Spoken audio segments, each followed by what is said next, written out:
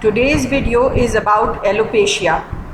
Alopecia, commonly known as hair loss, is a condition that affects millions of people worldwide, regardless of age or gender. While losing hair is a natural part of the hair growth cycle, excessive hair loss can cause physical and emotional impacts. This presentation explores the causes, types, and effective treatment options. Alopecia refers to the partial or complete loss of hair from the scalp or body. It can be temporary or permanent, and the severity can range from small, localized patches to complete baldness.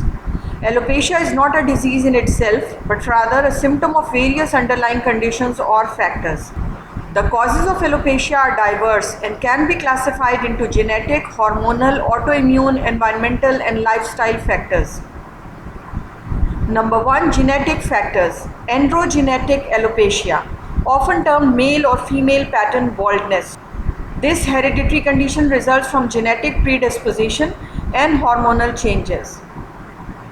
Family history plays a significant role in determining susceptibility. Number 2. Autoimmune conditions, for example, alopecia areata, an autoimmune disorder where the immune system mistakenly attacks hair follicles leading to patchy hair loss. Advanced forms include alopecia totalis, characterized by complete scalp hair loss, and alopecia universalis, which is marked by loss of all body hair. Number 3. Hormonal imbalances. These may cause alopecia. Hormonal changes due to pregnancy, menopause, thyroid disorders, or polycystic ovary syndromes can trigger hair loss. Androgens, male hormones present in both genders, can cause follicular miniaturization in predisposed individuals. Some medical conditions are associated with alopecia, such as chronic illnesses like lupus, diabetes, and anemia. Scalp infections such as ringworm can also lead to temporary hair loss.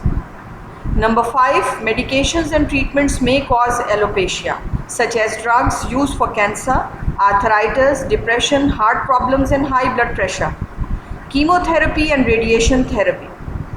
Number 6. Physical or emotional stress. It is also considered as a predisposing factor. Telogen effluvium is a condition in which hair prematurely enters the resting phase of the hair growth cycle due to stress, illness, or trauma. Nutritional deficiencies, for example, insufficient levels of vitamins, for example, vitamin D, B12, minerals, for example, iron, zinc, and proteins can weaken hair health. Number 8. Lifestyle and environmental factors like excessive hair styling, use of harsh chemicals, or prolonged sun exposure. Smoking and poor dietary habits exacerbate hair loss. Types of alopecia.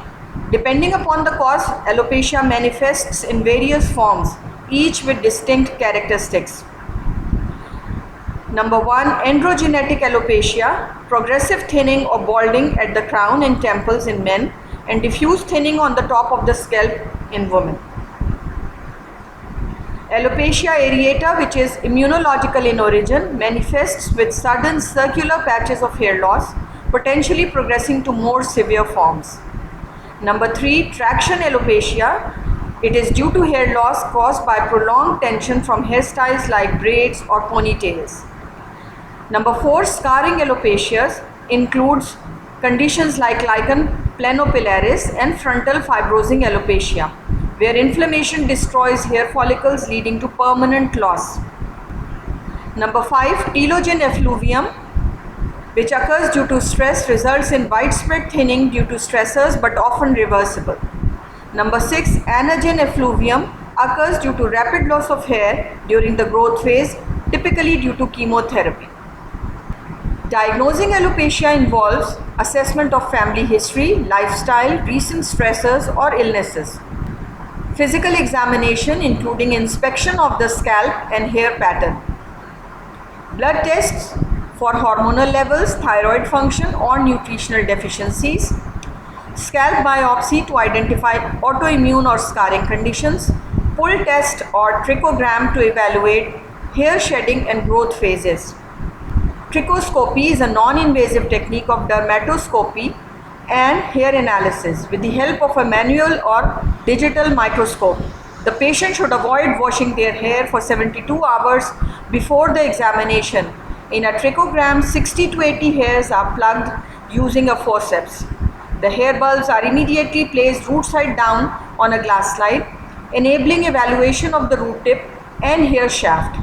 This technique is a valuable tool for clinical assessment, diagnosis, and monitoring treatment response. Managing alopecia requires addressing the underlying cause and adopting personalized treatment plans. Treatments range from lifestyle adjustments to advanced medical and surgical interventions. Lifestyle changes. Adopt a nutrient-rich diet with adequate vitamins and minerals. Reduce stress through mindfulness, yoga, or counseling. Avoid harsh hair treatments and tight hairstyles. Medications. Topical treatments like minoxidil is widely used to stimulate hair growth in androgenetic alopecia. Oral medications such as spironolactone and others are prescribed for hormonal-related hair loss. Corticosteroid injections or creams are used for alopecia areata. Immunotherapy is an option. Topical agents like diphencyprone to stimulate hair growth in alopecia areata. Non-surgical therapies include platelet-rich plasma, a therapy where platelet-rich plasma is injected into the scalp to promote growth.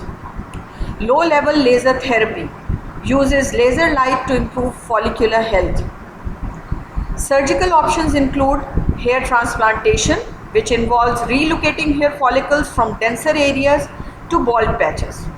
Scalp reduction is removing bald sections of the scalp, but it is not very common. Support groups and counseling can help cope with the emotional impact of alopecia. Advances in genetic research, stem cell therapy, and regenerative medicine offer hope for more effective treatments. The development of Janus kinase inhibitors has shown promise in treating autoimmune-related alopecia. Alopecia is a multifaceted condition with various causes and manifestations. While hair loss can be distressing, many management strategies are available, ranging from lifestyle adjustments to medical treatments.